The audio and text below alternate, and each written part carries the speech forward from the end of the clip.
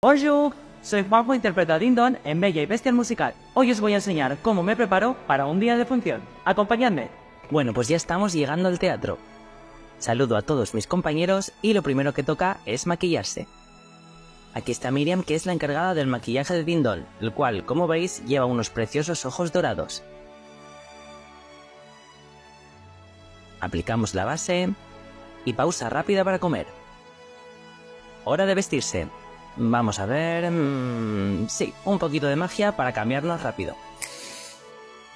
Ahora sí. Caliento la voz. ¿Cómo estamos, señora? ¡Ay, queridos! Estoy preparando un té delicioso. Y vuelvo a maquillaje para los últimos retoques y para que me pongan la peluca. Bueno, pelo compuesto.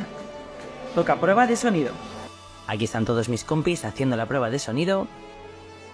Y ahora me toca a mí.